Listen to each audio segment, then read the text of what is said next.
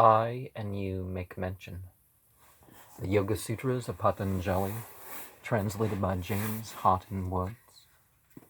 And we're on to number 20 of Book 4, Isolation of Kaivalya. And there cannot be a cognition of both thinking substance and thing at the same time.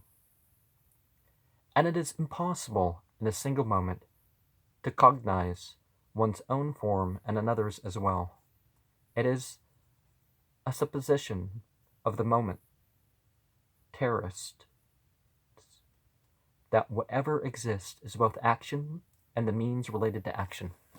20. And there cannot be a cognition of both at the same time. Well, who fully has a grasp of their own self all at once? He who says that the mind stuff illumines itself and illumines objects of sense cannot at least say that the mind stuff cognizes itself by the same functional activity as that by which it cognizes objects. For a functional activity which has not a difference distinguishing characteristic is not adequate to produce a difference in effect. Therefore, a difference in functional activity has to be presupposed. In the opinion of the destructionists, there is no functional activity over and above the various organizations, and from the same act of organization, which is without different distinguishing characteristics, there cannot possibly come effects which have distinguishing characteristics. For then this difference will be quite accidental. Neither, as in the last alternative, can it be urged that one and the same thing can have two originations. Therefore, at one moment of time, samaya, the mind stuff cannot determine the objects, and also its own kind of thought. It cannot illumine itself. The comment states this in the words, and it is impossible, in a single moment. And in this sense, it has been said by the destructionists, whatever is the being of a thing, that is itself the action, and the means related to action. Therefore, this fact that the mind stuff is an object for sight, which is eternal, takes from it its character of illumining itself, and points to a seer, and to the fact that the seer does not enter into mutations. If there be the opinion that a mind stuff naturally restricted is yet known by another mind stuff immediately contiguous to it, the answer is 21. If one mind stuff were the object for sight, for another there would be an infinite regress from one thinking substance to another thinking substance, as well as confusion of memory. If one mind stuff were perceived by another mind stuff, by whom would the thinking substance of the thinking substance be perceived? Because this would be perceived by still another, and that by yet one more. There would be an infinite regress, and there would be a confusion of memory. As many memories would attain as there would be on the part of the thinking substance's experiences. And as a result of the confusion of these memories, there would be no limit to the memory of one thinking substance. Thus, everything is put into disorder by the destructionist, prattling away of the self who is conscious by reflecting the thinking substance. But those who assume that the experiencer as such experiences anywhere soever do not conform to the rules of logic. There are some who assume an existence as such, and that it is this existence which casts off those 5 divisions of existence, skanda, of theirs, and puts others together again. But these are afraid of this very existence, Thus, in the very set of saying, that I may feel the passionlessness of the great disgust for the divisions of existence, and that they may arise no more and altogether cease, I will lead the student's life in the presence of my spiritual guide.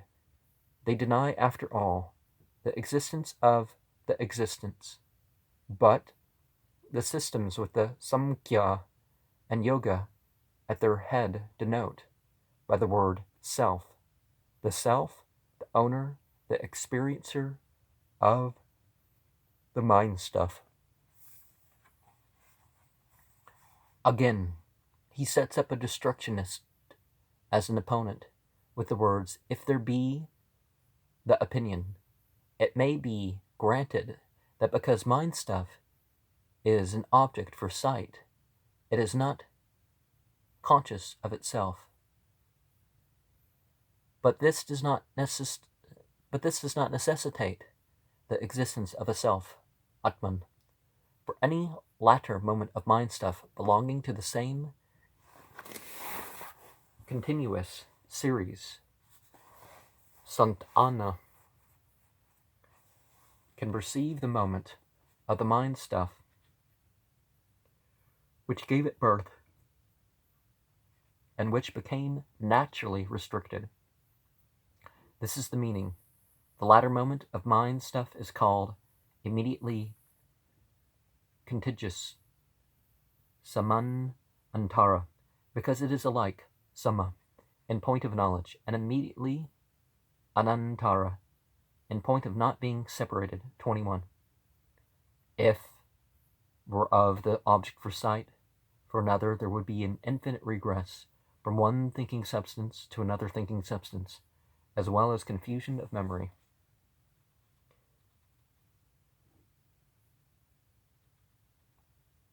The word thinking substance means mind stuff.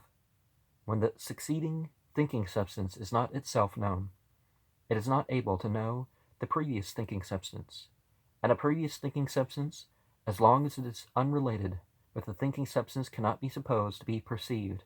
For certainly a man who does not know what a staff is cannot know what it means to speak of a man with a staff.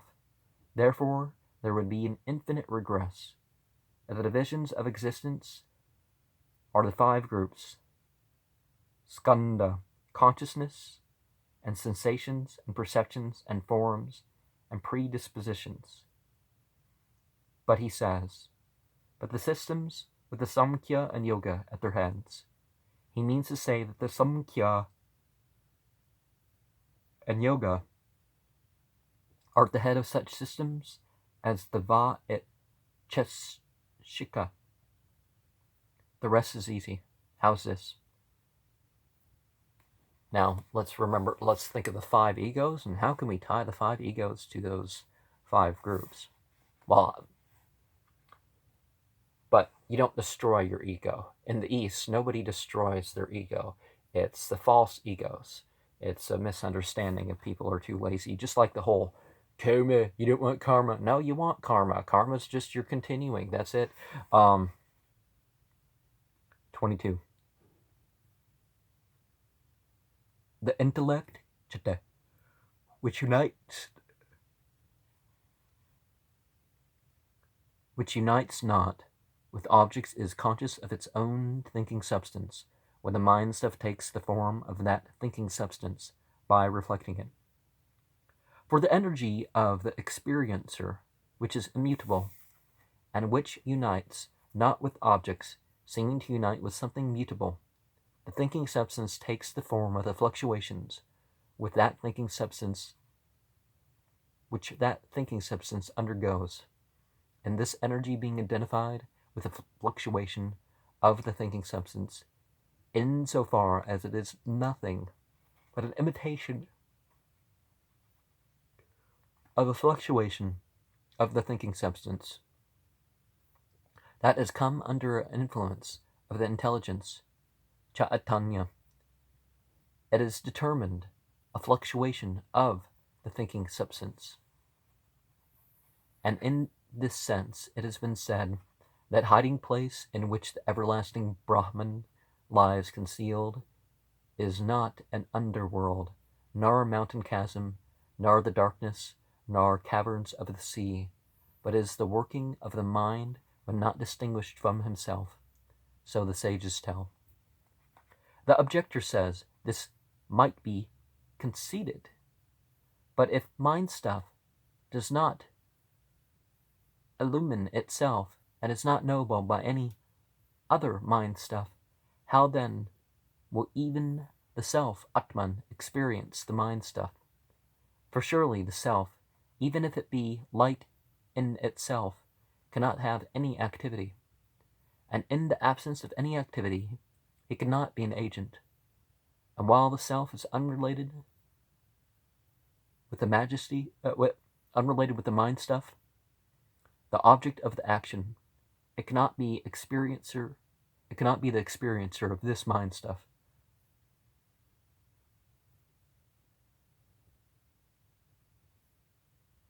For this would prove too much. From this view, he asks, how is this? The reply is given in the Sutra 22. The intellect, which unites not, is conscious of its own thinking substance when it takes its form. What was said before, in Book 1:4, of that thinking substance, at other times it takes the same form as the fluctuations of mind stuff, is based on this. The intellect's consciousness of its own thinking substance takes place when the thinking substance, insofar as it is a receptacle for the reflection of the intellect, passes into the form of that intellect, that is, passes into a resemblance, rupata, of the intellect, chitta. For just as even without activity of the moon, the clear water into which the reflection of the moon has passed over makes the moon seem to be quivering, although the moon itself is not quivering, so similarly, even in the absence of any operation of the intellect, the mind stuff, with which the reflection of the intellect has become united, makes by its own activity the energy of intellect seems to have activity, makes it seem to have attachment, even when it is without attachment. The transforming of itself into an object of experience makes this energy of intellect an experiencer. This is the meaning of the sutra. This is also the meaning of the comment, and since it has been explained more than once in various places, it is not explained here.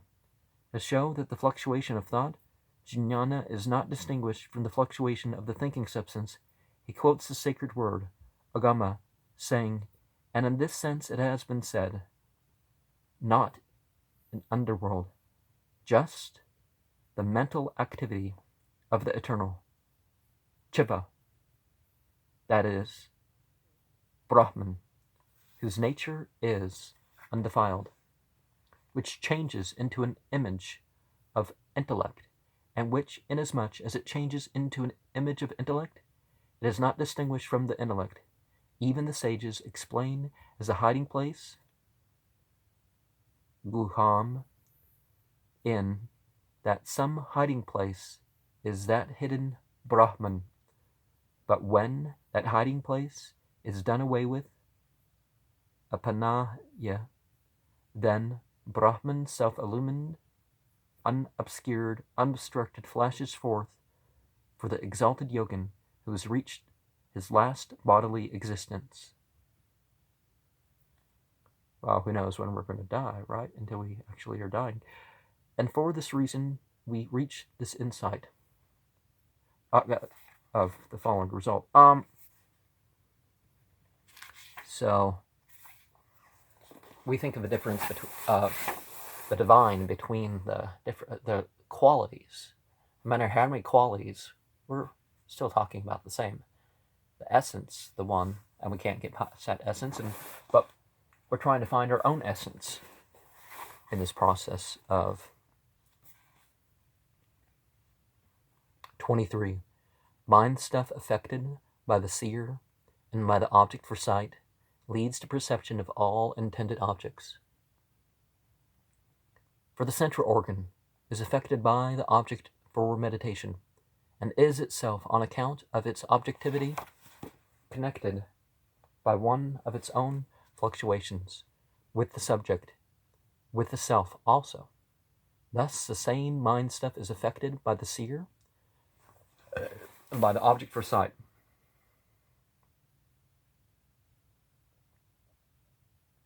And is seemingly both object and subject, assuming a form both intelligent and unintelligent, appearing, although really an object, as that which is not object, while unintelligent it appears to be intelligent, and like a crystal is described as receiving all intended objects.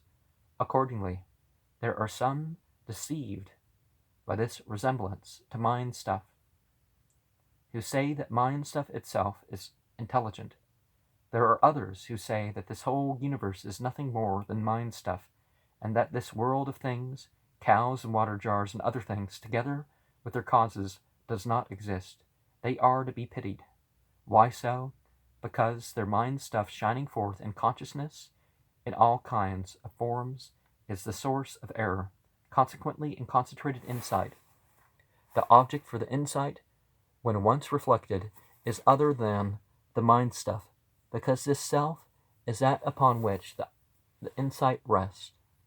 If this object were the mind stuff, and nothing more than that, how could the insight by itself ascertain its form by being insight? Accordingly, when in the insight an object is reflected, it is the self who determines the object. Thus, by dividing mind stuff as such into knower and process of knowing, an object for knowledge, they classify it according to its kinds. See Book 141. As a triad also, these are men of complete insight. By them the self has been reached. So, since the mind stuff is an object for sight and enters into mutation, the self who has the property of immutability has been proved to be over and above the mind stuff. Now he makes even ordinary perception a means of validating this transcendence of the self in the words, and for this reason we reach this result. He means to say we necessarily reach this result. 23. Mind stuff affected by the seer and by the object for sight leads to the perception of all intended objects. Mind stuff affected by the seer and by the object for sight, all intended objects. Object sight of all intended objects. Because I'm trying to read it without the parentheses to see the direct translation. For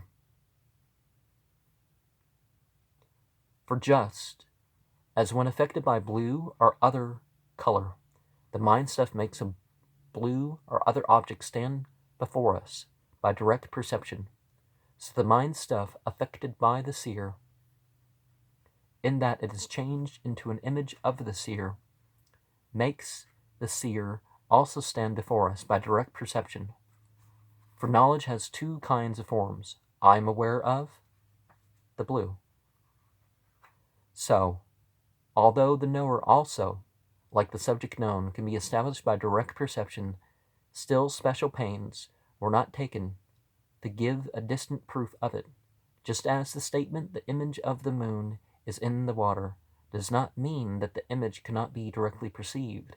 And further, if you say that this image, which has entered into the water, does not validate pramana, this moon, you have no right to say that the actual form of the moon is not validated. Consequently, the fluctuation of the mind stuff, insofar as the mind stuff reflects the intelligence, has intelligence as an object. Still, we are able to say that the fluctuation of the mind stuff does not contain intelligence as an object. This is what is meant by the saying that mind stuff leads to the perception of all objects. The same is expressed by the words for the central organ. The central organ is affected not only by the external object for meditation, by assuming the form of the intended object, but as he says itself also. the word also comes in the wrong place and should be after the self. The fluctuation of the self is this change, so that it is reflected in the mind stuff. And this identity of the mind stuff with the reflection of the intelligence must have been assumed by the destructionist Vaenachika.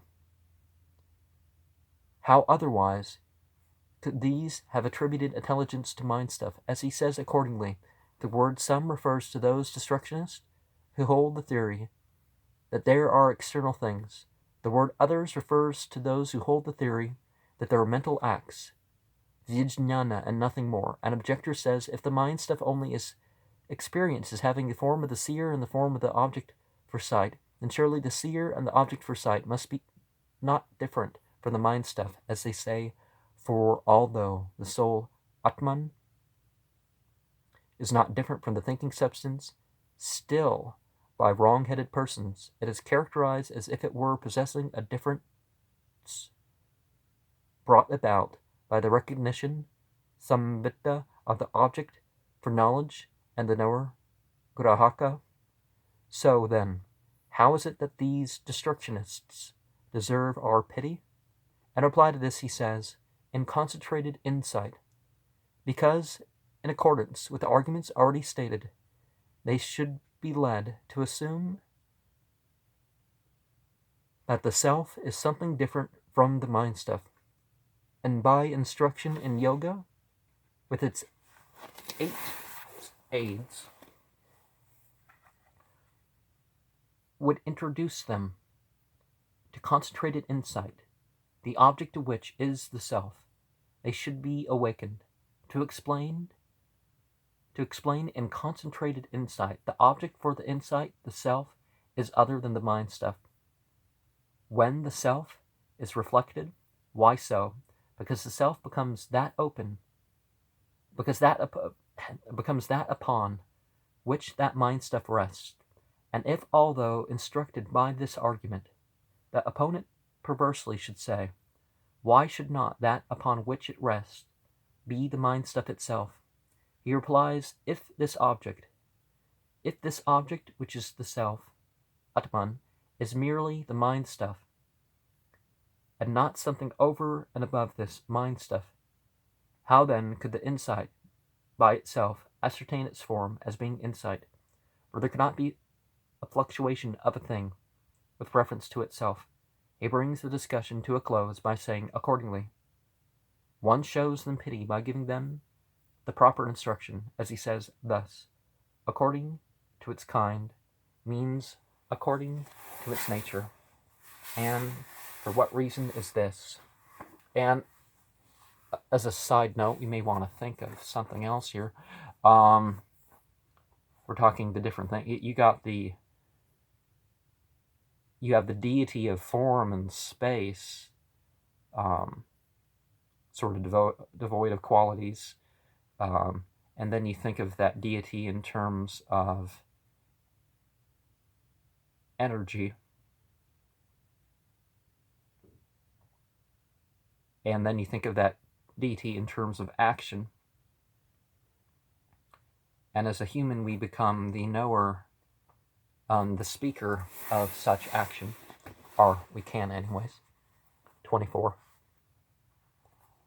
Well, we don't fully know God, but you know what I'm trying to say probably. 24. This mind stuff, although diversified by countless subconscious impressions, exists for the sake of another, because its nature is to produce things as combinations.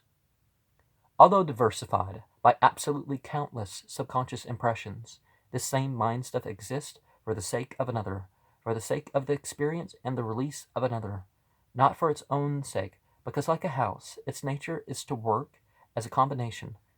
The mind stuff must act as a combiner for the self, and not for its own sake. Pleasurable mind stuff is not for the pleasure of the mind stuff.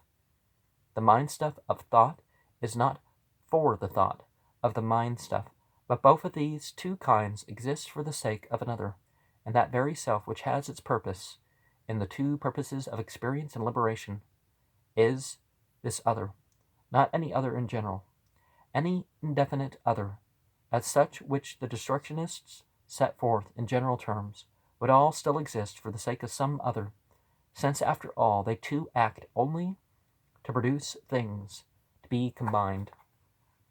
But that particular other, which is the self, does not act as a combination. He introduces another reason for the existence of the self, Atman, over and above the mind stuff by asking, and for what reason is this? 24. This, although diversified by countless subconscious impressions, exists for the sake of another, because its nature is to produce combinations. I'm reminded of how was it a Chisti meeting? Was it a Shadaliya meeting? No, it was definitely a Shadaliya meeting. So I attended this Sufi meeting, and basically the guy was saying, well, we exist, we do this so that the others can have the experience. Maybe I'll only have such and such experience once a year, but the fact that I am facilitating experience for others makes it worthwhile. I don't remember exactly what the guy said. We also knew him from the Living Food potluck in Hillsboro that we went to. Although countless subconscious impressions of karma and subconscious impressions of hindrances remained attached, adicharate, the mind stuff only, but not to the self, and although accordingly the fruitions which depend upon subconscious impressions insofar as they are contained in the mind stuff would lead one to suppose that mind stuff is the experiencer, and although, because all objects of experience are for the experiencer, everything would be supposed to be for the mind stuff, still the mind stuff diversified as it by countless subconscious impressions must be supposed to exist for the sake of another. Why? Because it acts as a combination. This is the meaning of the sutra. He explains the sutra by saying the same. An objector asks, this may be true, but what contradiction is there in supposing that the mind stuff acts in combination, and yet still for its own sake? If someone were to urge this, he replies, since it acts in combination, the words pleasurable mind stuff are a partial experience, are partial expression for experience in general. Painful mind stuff also is to be understood as expressed by these words, and when he says thought, he means release. What he means to say is this: pleasure and pain may be in essence both counteractive and coactive with reference to the mind stuff, but cannot be as with reference to themselves, for there cannot be a fluctuation with reference to itself. Neither is there any other thing acting as a combination and itself giving rise directly or indirectly to pain and pleasure, for which the pain and the pleasure can be counteractive or coactive. Therefore he who is in no wise concerned either directly or indirectly with pleasure or pain can be brought into a state of counteraction to them, or of coactivity with them, and that one is the permanently detached self. Similarly, that thought, jnana, which leads to liberation, insofar as it also depends upon objects of knowledge, and becomes a fluctuation, cannot exist with reference to itself, is not for thought itself. And it cannot be that release would arise when this thought has reference to another, for this would make release impossible in the case of the discarnate and of those whose bodies are resolved into primary matter. Therefore intuitive thought also is for the sake of the self only, and it is not for its own sake, neither for any other whatsoever. And if it were for the sake of any other who acted as a combination, the result would be an infinite regress. So it is settled that thought is for another who does not act as a combination. 25. For him who sees the distinction, the pondering over his own states of being ceases.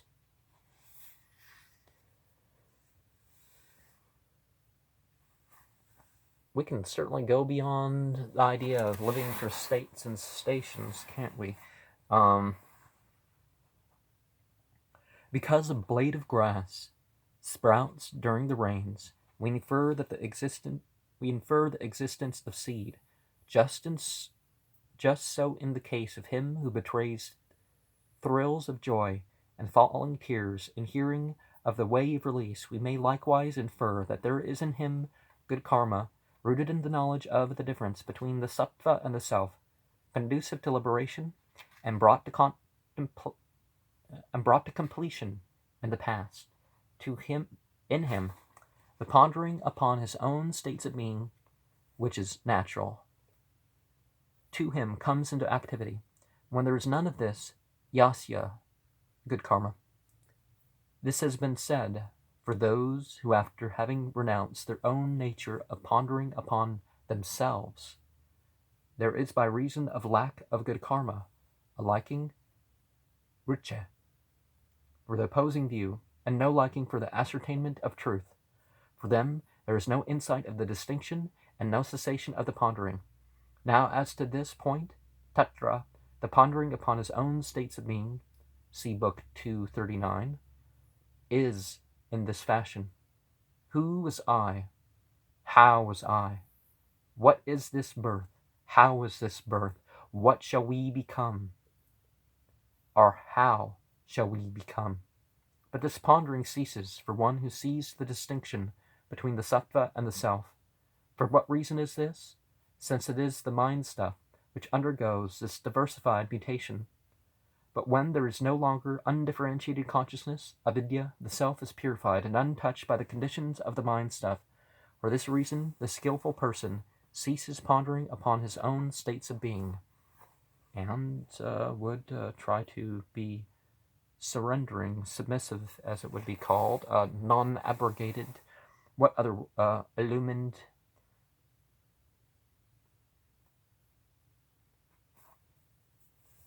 having thus enunciated the doctrine about the self as based upon reasonings, which is the primary source of isolation, he discriminates the man who is competent for this teaching from the other man who is not competent. 25. For him who sees the distinction, the pondering upon his own states of being ceases. For the one who ponders upon the existence of the self, for him, after his instruction in the 8 aids to yoga, if he follow the instructions up and practice yoga